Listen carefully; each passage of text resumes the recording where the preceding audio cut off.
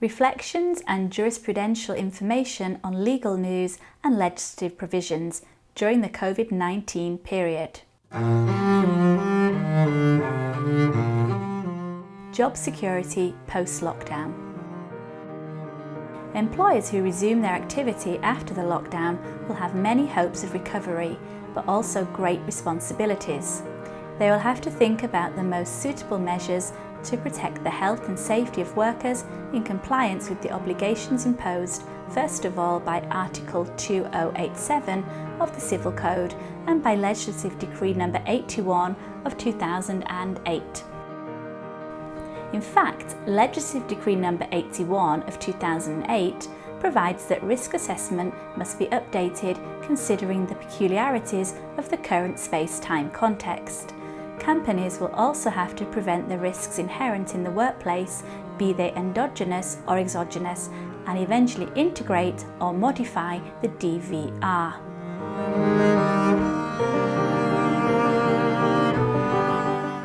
Without forgetting that, as expected from Article 42, Paragraph 2 of Law Decree No. 18 of 2020 and subsequently specified by the INAIL Circular of April 3, 2020, in cases of infection with COVID-19 during incidents at work, the adoption of procedures hopefully shared with union representatives and the competent RSP.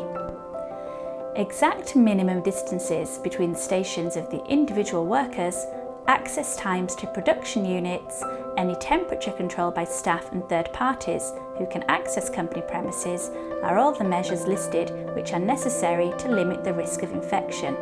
Damiana Lesce and Tommaso Targa, lawyers at Trifiro and Partners.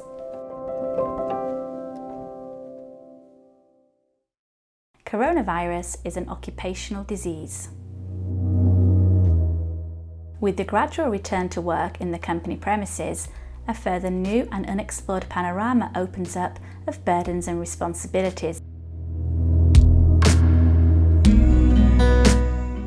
The Social Security Institution, with Circular of April 3, 2020, No. 13, defined the scope of protection of the aforementioned Article 42, second paragraph of Law Decree 18 of 2020, establishing that the job A is high risk for healthcare professionals until it becomes specific, B for workers who have constant contact with the public, a high but not specific risk, C for other cases the medical legal assessment will follow the ordinary procedure.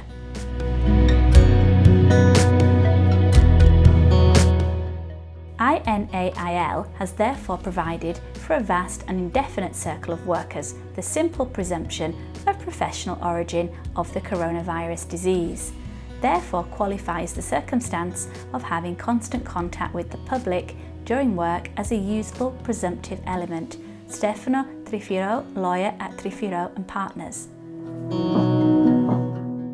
What can be defined as agile working? Law 81 of 2017 imposed in the first place precise occupational safety obligations, relevant also under the well-known profiles of Article 2087 of the Civil Code. The employer expressly undertakes to provide the worker with the appropriate and safe tools for the performance of his or her duties. Furthermore, also send the worker written safety information about the generic and specific risks of performing the service in an agile mode.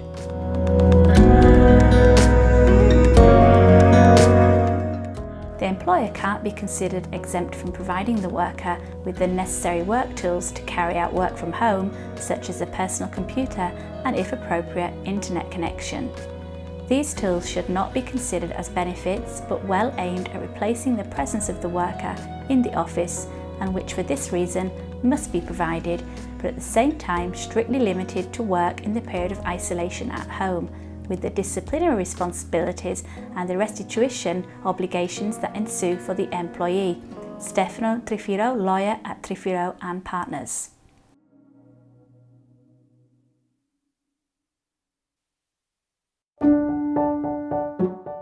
Remote Work 2.0 finally makes it to Parliament. The proposed 5-Star Movement initiative has just landed in Parliament, composed of 10 articles. It will be necessary to facilitate the adoption of new forms of the organisation of work by public administrations and businesses. The union agreement will also have to contain ways to make sure the duty of care entitled to the worker is compatible with the exercise of right to disconnect from the digital space and stop the internet connection.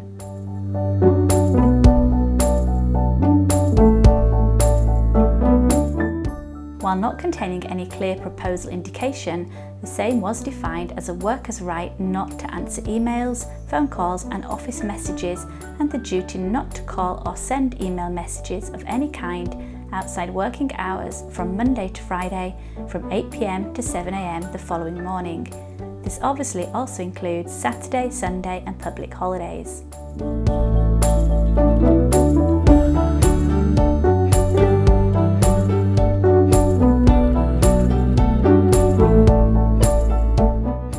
It is also envisaged that public and private employers must recognise priority to requests for remote work from employees that are the primary caregiver in the family.